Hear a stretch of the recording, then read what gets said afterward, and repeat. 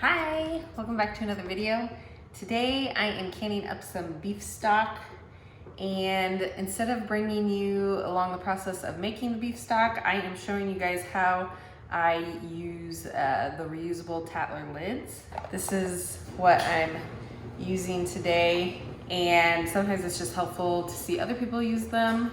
I've been using the Tattler lids for quite a few years now. Probably since the year I started canning. I was wanting to find something that was reusable so I wasn't constantly wasting. Well, I will say that I prefer the one-time use lids. Sometimes it's nice, especially now with how food costs are going up and stuff. Being able to save anywhere you can is nice. So I'm gonna show you guys how I use these. There is kind of a little bit of a learning curve to it. It took me a while. I don't always have 100% success rate with them sealing. Like how I like to do it when I'm in the canning process is I'll do half my canner with the one-time use lids, half my canner with the reusable lids. That way I'm always getting a good amount of, hopefully getting all of them sealed. When I first started using these, I rushed into using them. I didn't really actually I read the instructions, but I kind of just quickly went through them. I'm going to show you step by step how I use them. Okay, so I'm gonna bring you guys in close. I'm gonna fill up my jars, bring you in close, and then I'm gonna show you exactly how I do these. I am doing a broth today, which has a lot of oily fats in it. I will say, using these reusable lids, make sure your seal is good. Very clean, I mean. I use a vinegar whenever I'm doing stuff that has more oily stuff in it. Obviously with broths, you want to take out as much of that fat as possible, but use use a white vinegar to clean your seals, just in case any of that oil, that will kind of cut the grease. So let me bring you in close and I'll show you how I do this. Okay, so first things first, you want to do, and this is not a step to be skipped because I've done it and they do not seal. You want to put hot to more hot water over your, at least just the bands. I like to put them over all of it. You want those gasket seals to be as pliable as possible when you're putting them in the canner. So we're gonna have that sit for a few minutes while I fill up the jars. Step one, make sure you're always cleaning your rims or your lids, no matter whether you're using Tattler or the one-time use ones. And I like to use these guys to grab my lids if the water's really hot. You just really want these rubber gaskets to be very pliable when you're putting these on. So I'll show you this a few times, but this is how I do it. You make sure your rubber gasket is centered on your lid, and then also make sure that is very centered on your jar.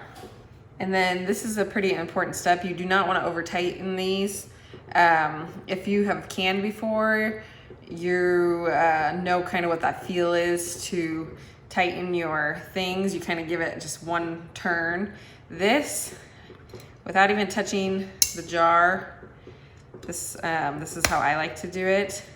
You just turn until the jar kind of wants to move itself, like that. That's all I do. And then there is a step after the canning process that I will show you to tighten these down more, but you have to do that after the canning process. So this one is ready to go in the canner. Bringing you in a little closer to show you how I do this.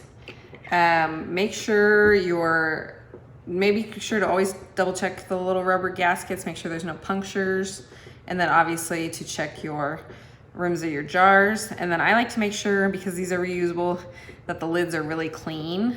So I just make sure that rubber seal is on there centered. And then once you place it on there, make sure it's centered on the jar. And then putting your lid on, you just turn until, don't press down on the jar while you're turning, because you want the jar to be able to spin in your spin. So that one's ready for the canner. Make sure it's all centered. Sometimes the rubber gasket likes to stick out beyond the thing, so I just make sure it's as centered as possible. Put your lid on, and that one goes in the canner.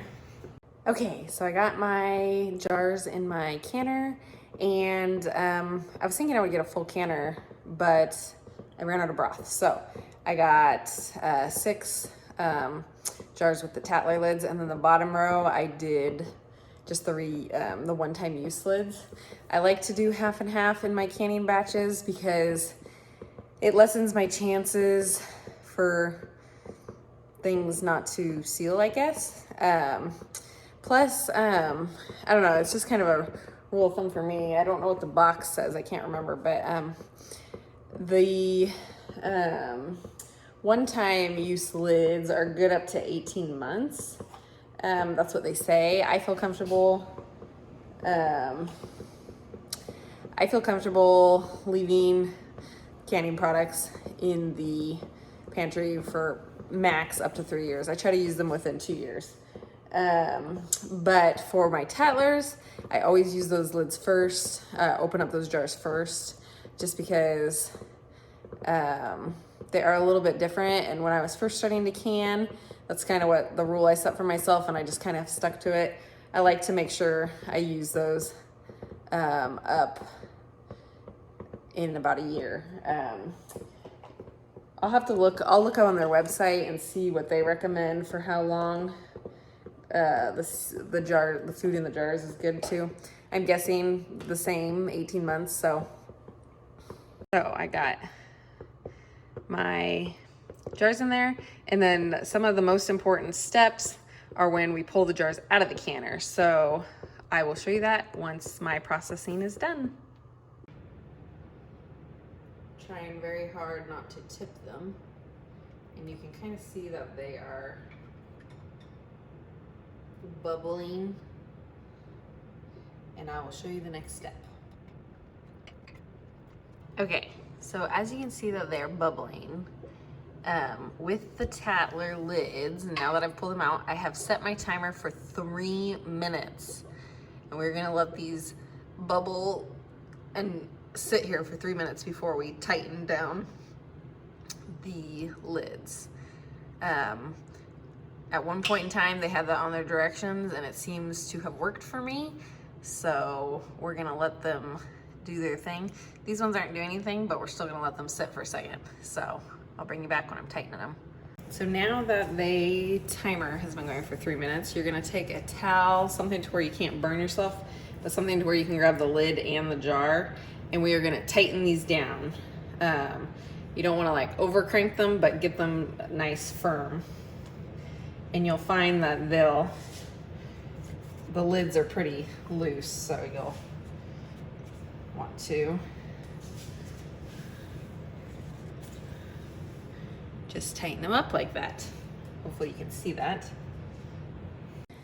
Okay, so now that I have screwed down the bands on the lids, we are not going to touch these until the jars are 100% completely cooled. This might be all night for you. I'm sure by dinner time tonight they should be completely cooled. So I'm going to show you me taking them off, and hopefully we have a good success rate. I kind of got out of the habit of using the Tattler lids for a while there, but I want to get back into it. I have been using them for quite a few years, but the last like 2 years, I kind of got out of the habit of using them. So I have quite a bit on hand.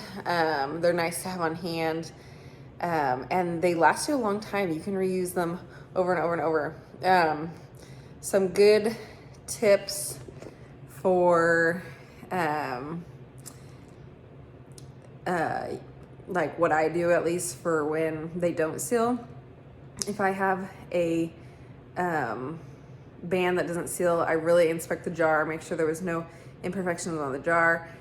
If there's no imperfections, then I put that rubber gasket in a little baggie. Here, I can show you. I put them in a little baggie that I have, and I try them one more time after, and if they don't seal again, then I know it's the rubber gasket. Usually you can check it, and if there's any puncture wounds on it, it's not gonna seal. And another thing, with these lids, do not open them with a knife. Come on, guys. I've seen so many people pry them open with a knife. You're just ruining your rubber gaskets. These are reusable lids. You want them to last as long as possible. I have gotten some of my older lids, I still have the very first ones I've ever bought. I still am using them. I've used them probably well over 10 times. I will bring you back when I'm taking off the rings off the jars, and we will see if we have any jars that didn't get sealed. And I'll show you how to test them.